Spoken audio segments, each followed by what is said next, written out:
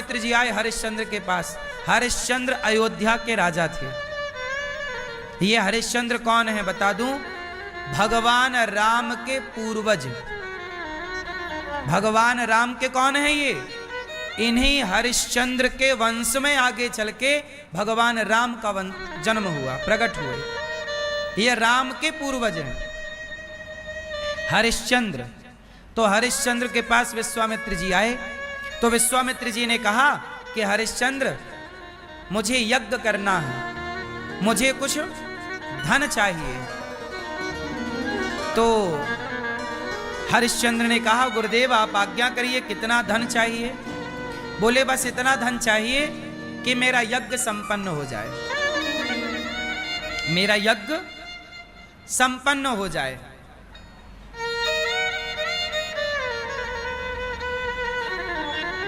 यज्ञ संपन्न हो जाए, ठीक है। उन्होंने ये कहा कि हाथी पर बैठ करके, देखो उस समय विश्वामित्र जी ने कहा कि मैं हाथी पर बैठ करके सिक्का उछालूंगा, जितने ऊपर तक सिक्का जाएगा, पहले सोने के सिक्का चलते थे, जितना ऊपर सिक्का जाए उतना धन चाहिए, मतलब उतना ऊंचा सोने का ढेर, इतना धन चाहिए मुझे यज्ञ के लिए। तो हरिश्चंद्र बोले ले जाओ। विश्वामित्र जी बोले पर मुझे यज्ञ करने में अभी 1-2 साल का टाइम लगेगा, पर मैं इतना धन कहां रखूंगा, इसलिए हरिश्चंद्र ऐसा करो कि मेरा धन तुम संभालो, मतलब मेरा धन अभी तुम अपने पास रखो, आपने मुझे दे दिया, पर जब जरूरत पड़ेगी तो मैं आपसे अपना धन ले लूंगा। विश्वामित्र जी चले गए। अब विश्वामित्र जी ने रची माया, क्योंकि परीक्षा लेनी थी हरिश्चंद्र की। तो विश्वामित्र जी ने रची माया, अपनी माया से एक कन्या को प्रकट किया, सुंदर सी लड़की, जवान।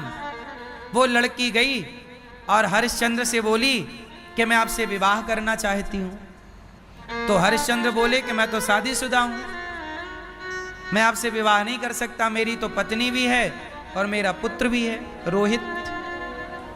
पत्नी का नाम तारा है, मेरी पत्नी बड़ी पतिव्रता है, मैं पराई स्त्री के बारे में सोच भी नहीं सकता। पर वो स्त्री तो लिपटने लग गई, नहीं नहीं महाराज आपको तो हमसे विवाह करना पड़ेगा, आप हमारे मन की भावना नहीं समझ रहे हैं, हम कहाँ जाएं, हम तो आपसे विवाह करेंगे। बोले हम विश्वामित्र की पुत्री हैं, हमसे विवाह करो। नहीं कर रहे थे तो विश्वामित्र जी आ गए। विश्वामित्र जी बोले राजन हमारी पुत्री आपसे विवाह करना चाहती, कर क्यों नहीं लेते? नहीं महाराज मैं नहीं कर सकता, मैं पतिव्रता, मेरी पत्नी है, मैं नहीं कर सकता विवाह। हरिश्चंद्र ने कहा कि मुझे मेरा राज्य छोड़ना पड़े, मुझे मेरा शरीर छोड़ना पड़े, परिवार छोड़ना पड़े, मैं छोड़ दूंगा गुरुदेव, पर मैं अपने धर्म को नहीं छोड़ूंगा। मैं अपनी पत्नी का पति हूं, मैं अपनी पत्नी को धोखा नहीं दे सकता, मैं धर्म नहीं छोड़ूंगा। मेरा धर्म है कि मैं अपनी पत्नी को धोखा ना दूं। देखिए पत्नी के प्रति कितना सम्मान था। तो विश्वामित्र जी ने कहा अच्छा आप अपना राज्य छोड़ सकते हो? बोले हाँ राज्य छोड़ सकता हूं, पर पत्नी को दिया गया वचन नहीं छोड़ सकता। मैंने पत्नी को वचन दिया है कि मैं तेरे सिवा किसी और स्त्री का काम भाव से स्पर्श भी नहीं करूंगा, मैं अपनी पत्नी को दिया गया वचन नहीं तोड़ूंगा, प्राण जाए पर मैं राज्य छोड़ सकता हूं। तो विश्वामित्र जी बोले राज्य दे सकते हो? बोले हाँ दे सकता हूं। किसे दे सकते हो? मुझे दे सकते हो। विश्वामित्र जी बोले तुम मेरी बेटी से ब्याह नहीं कर रहे हो तो एक काम करो मुझे अपना राज्य दे दो, या मेरी बेटी से ब्याह करो या मुझे अपना राज्य दो। हरिश्चंद्र बोले ठीक है गुरुदेव मैं अपना राज्य आपको देता हूं। तुरंत अपना राज्य विश्वामित्र जी को सौंपकर अपना मुकुट उतार दिया। विश्वामित्र जी ने कहा मैं राजा हो गया, अब एक काम करो ये सारे राजसी वस्त्र उतारो। राजा अब मैं राजा हो गया, अब एक काम करो राजन ये सारा राज्य मेरा हो गया? बोले हाँ हो गया।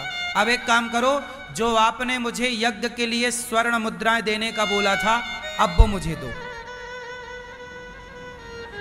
अब हरिश्चंद्र फंस गए। हरिश्चंद्र बोले मैंने तो अपना सारा राज्य दे दिया।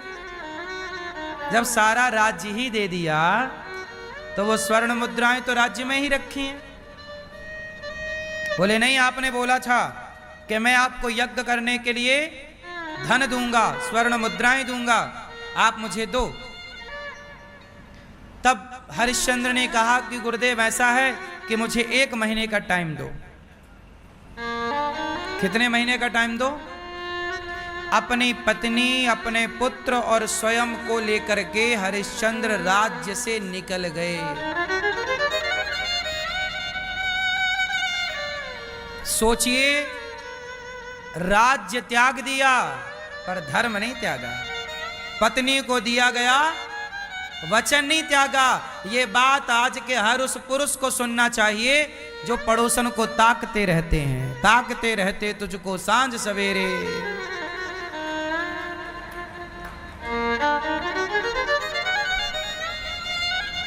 ये कथाएं आपको धर्मात्मा बनाएंगी, लेकिन इन कथाओं को आजकल कोई नहीं पढ़ रहा है। देखो धर्म कैसा है। राज्य त्याग दिया।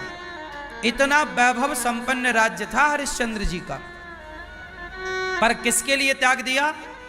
वचन के लिए। और पत्नी ही तो मिल रही थी, दूसरा ब्याह कर लेते। राजा थे, 2-4 ब्याह कर लेते तो बुराई क्या थी? नहीं, पत्नी को वचन दिया है, छोड़ेंगे नहीं। पर आप लोग अपनी एक पत्नी को वचन देते हो और वो मर जाए तो दूसरी जिंदाबाद, दूसरी ले आते हो। आज का आदमी, कुछ लोग झूठे हैं। हरिश्चंद्र चले बाजार की तरफ। इतना धन कैसे मिलता, कहां से कमाते? काशी पहुंच गए। अयोध्या से निकले, कहां पहुंचे? कहां पहुंचे? काशी। काशी विश्वनाथ। काशी में पहुंचे तो महीना गुजरने में मात्र 1 दिन बचा। कोई काम नहीं, कोई पैसों का जुगाड़ नहीं। विश्वामित्र जी आ गए, चलो मेरा धन दो। बोले महाराज 1 दिन का टाइम और है। पत्नी तारा बोली कि प्राणनाथ ऐसा करिए कि आप मुझे बाजार में बेच दीजिए। हरिश्चंद्र बोले देवी तुम जैसी पतिव्रता को क्या बाजार में बेच दूं, ये सही है? महाराज मैं किसी की दासी बनकर रह लूंगी, पर आपका धर्म बच जाए ये बड़ी बात है। पहले के जमाने में लोग भी खरीदे और बेचे जाते थे, पता है, दासी के रूप में। मतलब आप मेरे घर का काम धाम करेंगे, मैं आपके घर का काम करूं, और इसका एक हिसाब हो जाता था कि 1 पैसा दे दिया जाए। और उससे तो राजा हरिश्चंद्र ने बाजार में बोली लगाई, है कोई पत्नी को खरीदने वाला? तब वहां पर स्वयं भगवान शंकर और माता पार्वती, भगवान शंकर एक ब्राह्मण का रूप बनाते हैं और ब्राह्मण बन करके आते हैं और राजा हरिश्चंद्र की पत्नी को खरीदते हैं। कितना धन? बोले इतना। तो बोले इतना तो मैं नहीं दे सकता।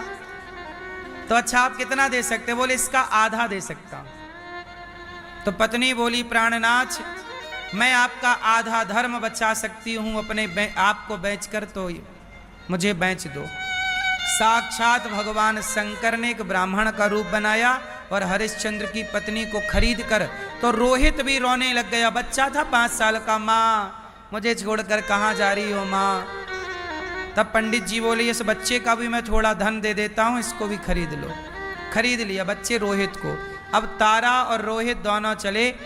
पंडित जी की पत्नी पंडितानी, वो पंडितानी वैसे और कोई थी नहीं, साक्षात माता पार्वती थी। पर तारा की परीक्षा लेनी थी तो माता पार्वती ने बड़ा कड़ा व्यवहार रखा। परीक्षा तो कड़ी होती है, कठिन होती है।